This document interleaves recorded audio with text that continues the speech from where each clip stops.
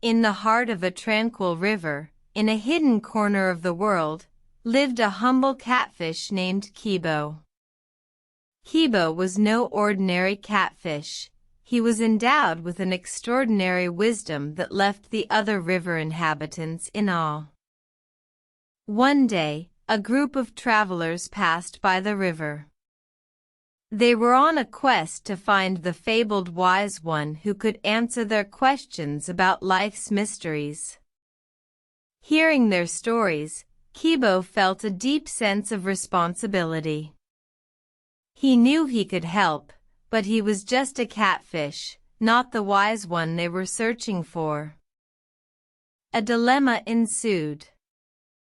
Should Kibo reveal his wisdom and potentially bring peace to the weary travelers, or should he remain silent, respecting the river's natural order and his humble existence?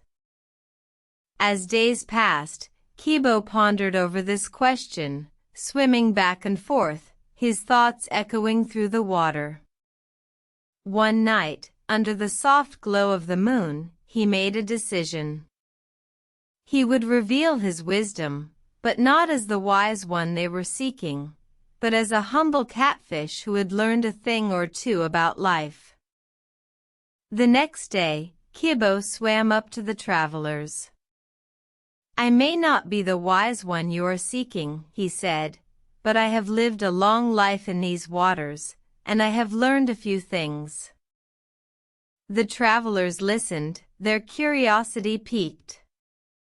Kibo shared stories of patience, of perseverance, and of the importance of understanding the flow of life. His words resonated with the travelers, bringing them peace and understanding.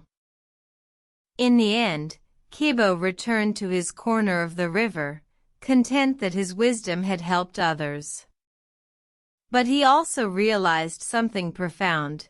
True wisdom does not always come from the grand. It can also come from the humble, who are often overlooked. And so, Kibo, the humble catfish, continued his life in the tranquil river, his wisdom echoing through the waters, a reminder that sometimes, the smallest ripples can create the largest waves.